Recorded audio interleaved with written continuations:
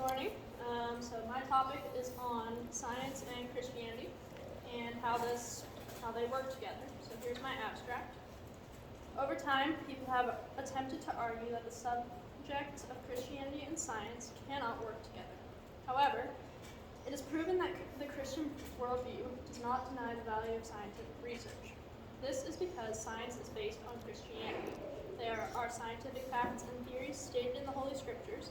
Christianity and science are not at odds, and scientific practice proves the existence of God and affirms His Word. Science is based on Christianity in many ways. This is due to the fact that most of the founding fathers of science were men of the faith. Isaac Newton, Robert Boyle, and several other renowned scientists were devout Christians and are ones which are respected and acknowledged in scientific practice and daily life in the present. Furthermore, the first scientists of the world were ordinary people who had been physically created by God. Adam, Eve, and other pre-modern people informally studied and researched the environment and the natural world in order to grow food and survive. Last, the birthplace of science was Christian Europe, where scientists studied to better understand the world that God created. Moving on, there are several places in the Bible where scientific theories and laws are mentioned. Hebrews 11:13 describes that the things of the world are made of things which cannot be seen, much like how modern science states that everything is composed of atoms. Next, Job 38:35 presents a statement which involves the concept of sending lightnings, which the current world knows as radio waves. Finally, there are three different occurrences in the Bible that clearly show the recent law of entropy, otherwise known as the law of thermodynamics. Second law of thermodynamics. This law is written in Isaiah 51:6, Psalm 102:25-26, and Hebrews 1:11. They all describe that the universe is wearing out like a garment, and the law of entropy states the same fact. Research was also conducted on the fact that science and Christianity are not adversaries. Most Christians, although wrongly understood as enemies of science, are open and interested in pursuing scientific exploration. After this, the history of the debate between Christianity and science is delved into. Next, although these things pursue truth in separate ways, facts and faith, the two subjects could not thrive without the other. Last, it is stated by both sides that the other is opposed to them in every way, and the debates are caught in an endless circle of judgment, but that judgment and opposition can be stopped. The last argument is that science is proof of God in the words of the Bible. This is shown by geological studies and how the earth is physical proof of the catastrophic floods that once covered the earth in the book of Genesis. Next, the subject of math is logical and understandable way of proving that there is a God, as shown by the mathematical proof of Kurt Gödel. Finally, science proves that everything in the universe was created for a specific purpose, which is exactly what God's intent was. These facts are all refuted by two ideas. The first, that science and Christianity are incompatible because one is fact-based and the other is faith-based. The second is that the two entities are too different in mindset, and the only way they can treat each other is with disrespect. However, these statements are easily opposed. This is all information which proves the fact that science and Christianity are not truly at odds. I'm ready for my questioning.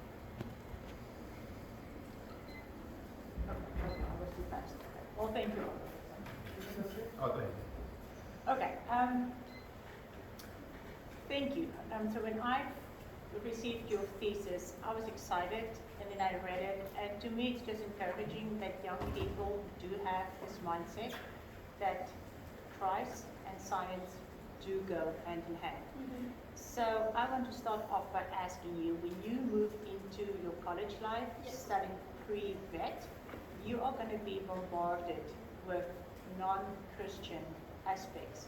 How are you going to apply your defense that you wrote here today in your college life? Okay, that's a very good question, and that is very correct. So in the scientific field, just in general, over 49% of people in the scientific field claim that they are atheist or don't believe in God.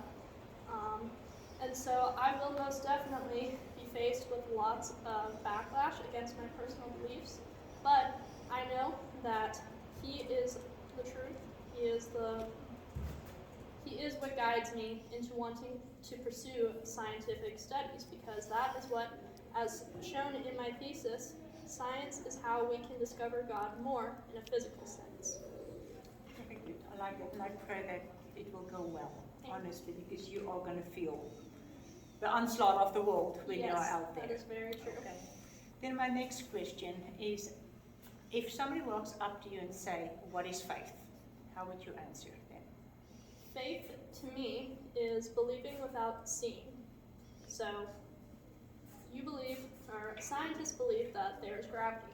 They all agree on that. You can't see gravity unless, as was the case with Isaac Newton, an apple fell, and he was like, well, there must be some sort of invisible force that applies to that object to make it stay on the ground. So scientists have faith that gravity is real, therefore others can have faith that God, a creator, is real. Okay, because I was curious. I had to stop and think when you wrote that faith cannot be proven. What are the words? Let me just put that back again. Sorry, faith is belief without proof. Okay. What page was that on? This is page 10. Faith is belief without proof. So in a Christian aspect, what do we see as faith? How would you quantify or define faith? In a Christian aspect, faith is knowing that God is all around us and that He controls and is, as Ava said earlier for her thesis statement, He is our refuge. So we can be certain that there is something that put us here that we can have faith in, and that can be proven by science as shown. So can you just clarify to me what you mean by this statement? Faith is belief without proof. So can we prove that God exists? Can we prove that God is our Savior or not? Well, we can, looking back on biblical texts that have survived thousands of years to now. Okay. Then something else, and I stopped because to me it's like, what does that mean? When you said that faith is the why of, how did you put it? I believe it was faith in a Christian sense pursues the why. Why humanity was created, why humanity has a choice between good and evil, and why things happen the way that they happen. So, wouldn't you say that faith is more the belief or the trust of things unseen instead of the pursuit of things? Isn't gaining knowledge more reason, but faith is the acceptance or that belief and not as in the why? I can agree with that statement, yes. I believe that faith is, well, it is the one thing we as humans need, because we have to have faith that there is a creator of this world, and in pursuing our faith, we pursue the questions of why. Okay. Does that answer your question? Yes, it does. It's just the way I read it that I think I Okay. read it differently than what you explained it just now. Okay, then I have another question. Again, I had to stop and reread it. When you talk about Job 38:35, about the radio waves and the lightning, how many sources have you found that confirms that idea, that passage is about electromagnetic waves and radio waves in today's world? So I found about three different sources that affirmed this theory, that whenever God is speaking of sending lightnings, canst thou send lightnings, that they may go and say unto thee, here we are. That's Job 38:35. And there is no exact definition that we know that this is radio waves, but it is a highly supported theory and speculation that God is speaking of radio waves. So why would it not just be regular lightning? For God said, I am so powerful. Because if we read that whole passage, that chapter, it talks about God's power and how He commands the nature. So why would that specific lightning be something else and not just lightning? So I am sending lightning, and this is my power, my strength. Okay. How I interpret my interpretation of this verse was sort of like a phone signal. You can send a message saying, "Here we are," and that is how the other theories that were on this verse kind of explained it as well. Not necessarily sending a physical bolt of lightning to show that I'm saying, "Here we are," but instead something that we cannot see, but something we in the modern sense know. So how did people before the modern science, before the modern revolution came along, how did they interpret that passage? I'm not quite sure. I did not put much research into this, into that specific area. So I would be ill-equipped to answer that question. Okay, well, thank you. Okay, I have more time. So I have another question. But that's shared I time. know, yeah, we are sharing. No, I'm giving you Okay. Then just the survey that you talked about on page 5 was done in 2009. And so according to poll results, 51% of the takers claimed that they believed in a higher power. 33% of the subjects stated that they were of Christian faith, and 18% were made up of believers of other higher power and entities. These may seem like small percentages compared to the remaining 49% of non-believers and atheists, but in the grand scheme of things, these are huge numbers. This poll is numeric proof that Christianity and science can and do work well together. Do you think those percentages have changed 20 years later?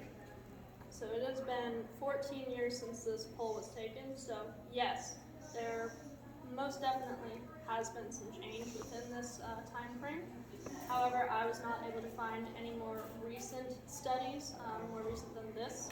There were some from the 80s that I found where there was an even larger amount of believers. However, I do not have any up-to-date information. This was the most recent that I could find.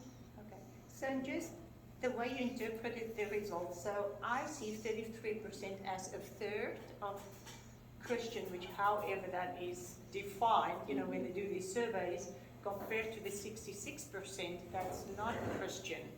So when you say these are big numbers, numeric proof that Christianity and science can and do work well together. So for me, there's a discrepancy between 2/3 to a third. Do you see what I mean? It looks to me, just from what I see here, that that Christianity is in a minority.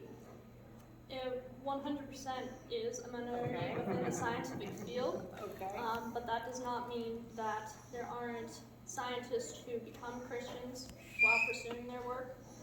This does not mean that this is all Christians. This is only within the scientific field, because it is true that lots of Christians do not pursue science because, as I stated in my paper, they feel that there's backlash from the scientists onto them. So Christians are intimidated, which they should not have to be. They know that God is their shield, and He will protect them from those who cast their doubts upon them. Okay, thank you. Can I ask more questions? So, you also said, furthermore, it is quite easy to find a Christian who is skeptical of science and show them that science is in fact not the enemy, but can indeed lead them to more revelations regarding their own faith. So when I read that, I've thought about Ken Ham and Bill Nye, who have had these debates for years. So how easy is it to convince somebody that science and Christianity go hand in hand? So there are two ways to approach this subject. One is approaching a scientist, say, I'm a Christian, and you go up to somebody and you ask them what their beliefs are. This is an atheist for Scientist. yes, an atheist scientist. You can tell them what you believe. You can ask them what they believe and why they believe it. It is much harder to convince the scientist that that there is a God, because they want to have the power. They are not submitting to the fact that there is a Christ. Whereas with the Christian side, it is, in my personal experience, it has been easier to discuss with Christians since we both believe in a God, that science is not the true enemy and that it can work with Christianity. Something very interesting that you had was Mr. Gödel, the mathematician, and you said that AI can or did prove mathematically that God does exist. Have you tried AI in this time that you've done your thesis to see can AI prove it or does it say that God exists? Well, the research I did for this subject, it was I don't exactly remember what my source was for this, to be quite honest.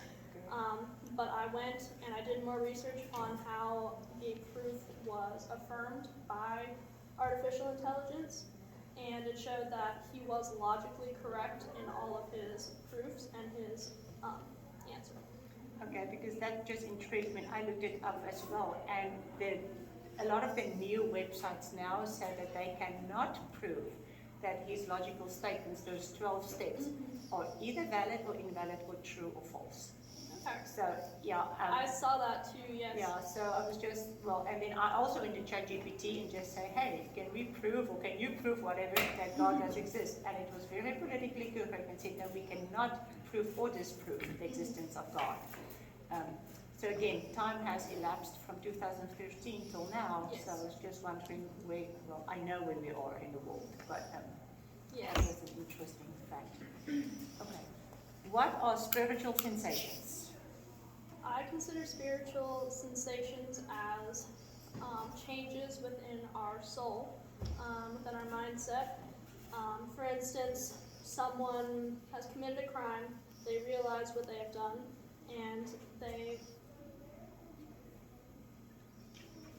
they're able to change themselves if they turn to the Word of God. So these spiritual sensations that I speak of are things which, as I was talking about earlier, of faith.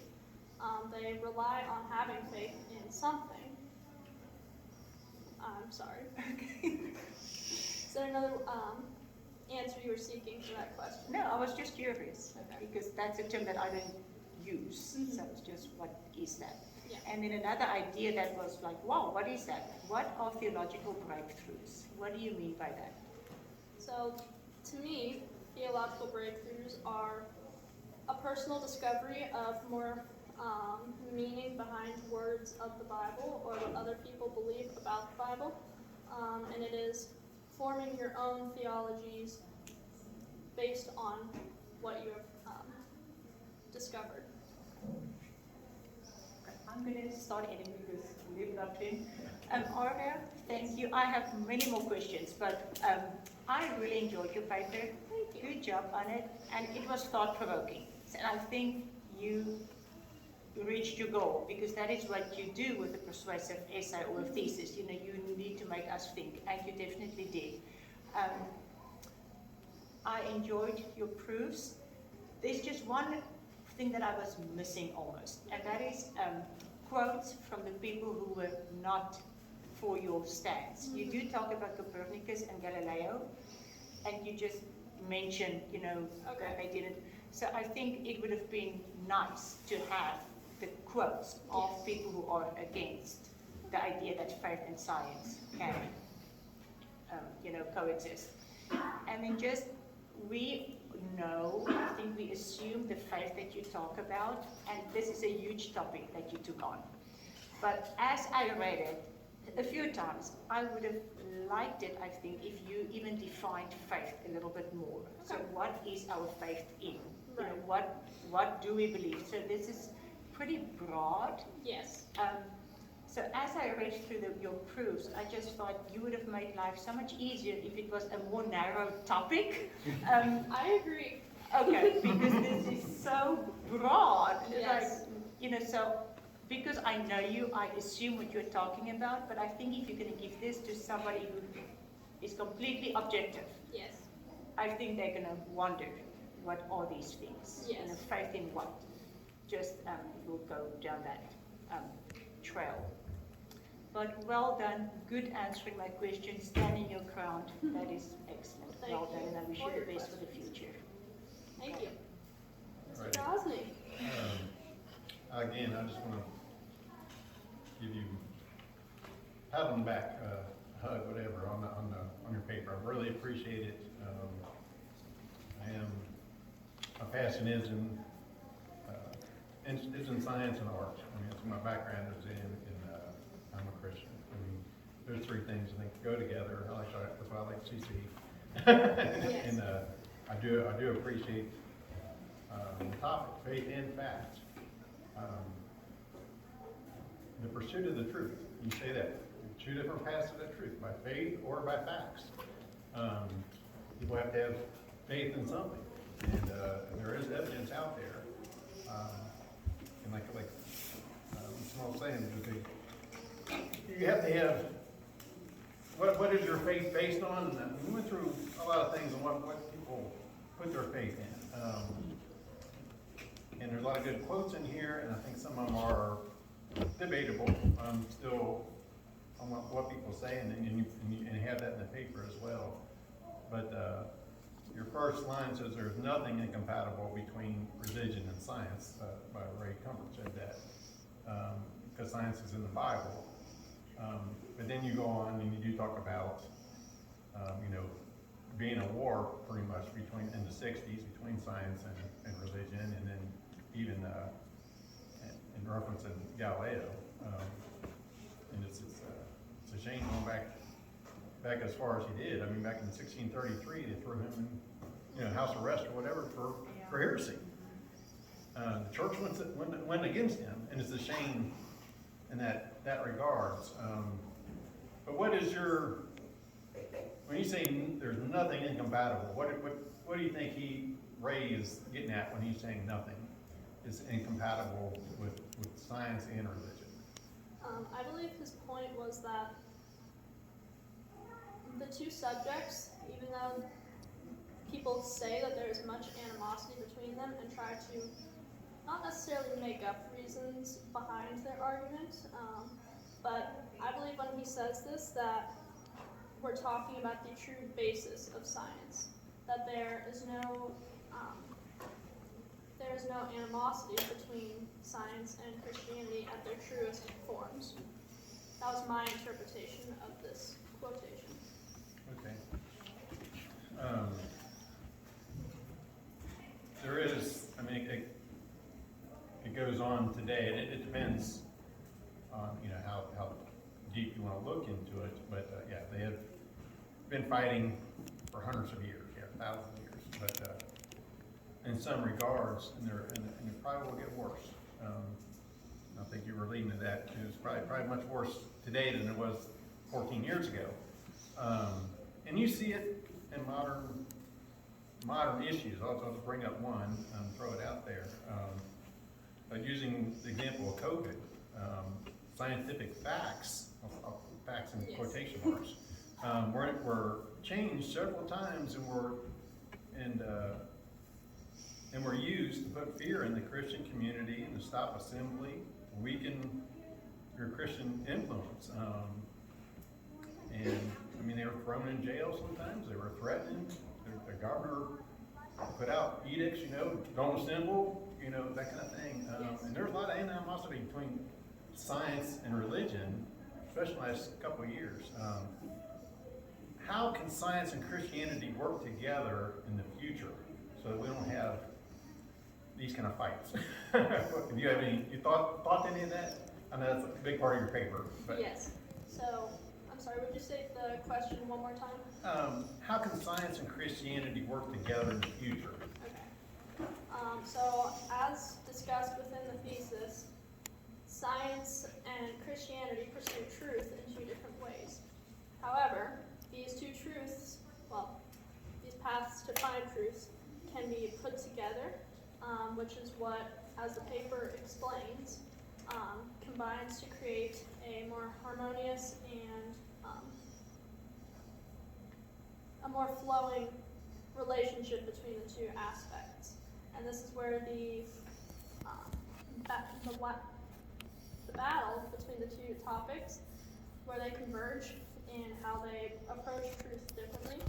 So if they really open their eyes and look at what the other side is trying to say, and if they take into consideration truly what the other side is meaning, I believe that the two things can work together in the future and not have as much of a rift as we have seen within the past few years. Okay, I'm thinking more like a Dr. Fauci and our Senator Rand Paul. I mean, their truths are different. Yes, Um, for certain. That kind of gets me, Because even in the Catholic Church, their truth was different than Galileo's and Mhm. Copernicus. Right. You know, so I think that, yeah, goes to your argument, and yeah, as long as they're pursuing the truth by two different avenues, I think that's a big part of it. I know you said that the Christianity is the basis of science, and you go into that quite a bit on the founding fathers of their science and the pursuit of the truth. Can you elaborate on that a little bit more, and how exactly is Christianity the basis of science? Okay.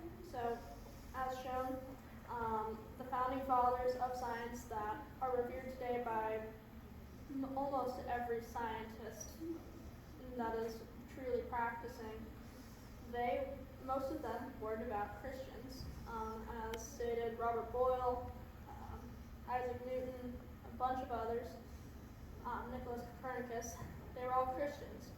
This does not mean that science is exactly a Christian act in someone else's mind. However, these scientists were trying to pursue science for the glory of God. Therefore, I believe that they believed that science was a Christian practice because they were doing it for the glory of God. As far as that goes, what is, I know you've done a lot of research, just personally, what do you think is what scientific truth, I guess, is your favorite, is evidence of the existence of God, or that put those two together, science and religion? Do you have a favorite example or finding, that points to God? So you're asking whether I have a topic in science that shows God. Right. I really like microbiology. I think that is very cool, and we did biology in Challenge 2, and looking through different things at microscopes I thought was incredible, because you can see every little detail of every little cell. Well, not every little cell, that would have to be a very powerful microscope.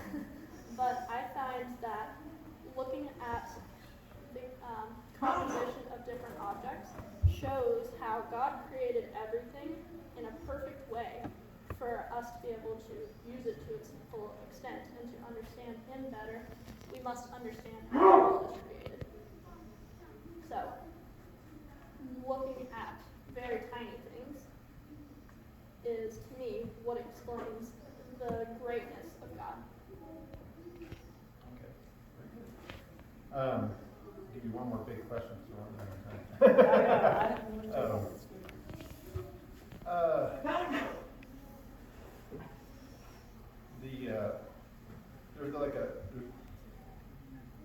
there are people today, and doctors, kids, are changing their bodies by scientific methods and procedures.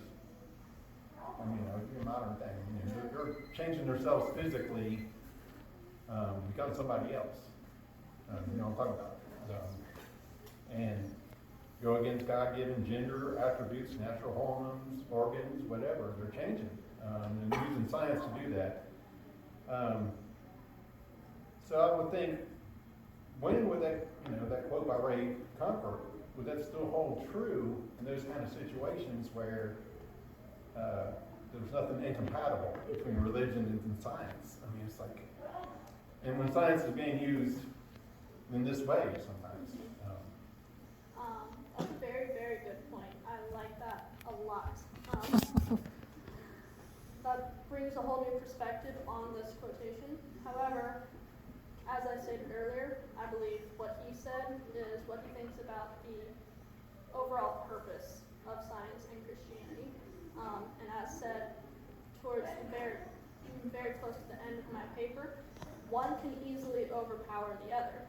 If you put too much Christianity into science, you will then think that science is invalid. If you put too much science into Christianity, then it just becomes a nightmare. So a good balance between the two subjects is very appropriate to what this quote, "There's nothing incompatible between religion and science," means. So our time's up, I guess. You've got a few more minutes. Okay. I just really do appreciate the hard work you've done. And you did point out the second law of thermodynamics and going with the Bible as well. And things are going to continue to go to a higher state of disorder. You got two things and you mix them all up, you can't magically put them back separate again. Yes. I mean, things are going to continually get that way. The world's getting that way. It's getting more mixed up. And it's God's in control. But he's got the ultimate energy and can do that. Yes. We don't. It takes a lot of power to get things separated again. And I just do think that you made some great quotes in your work, both science and faith, seek after the truth. I love that in two different ways. And just an awesome quote and a good basis of your paper, a big part of it. And the existence of God from mathematics and everything. See, I was scratching my head a little bit too on that one. That's going to be harder to prove without faith. You know what I mean? Numerically, I think that is going to be tougher to do. But again, I just appreciate it, and it's a good paper, a good topic, and I think true scientists who really do seek the truth get closer to God. I mean, it's just like a marriage.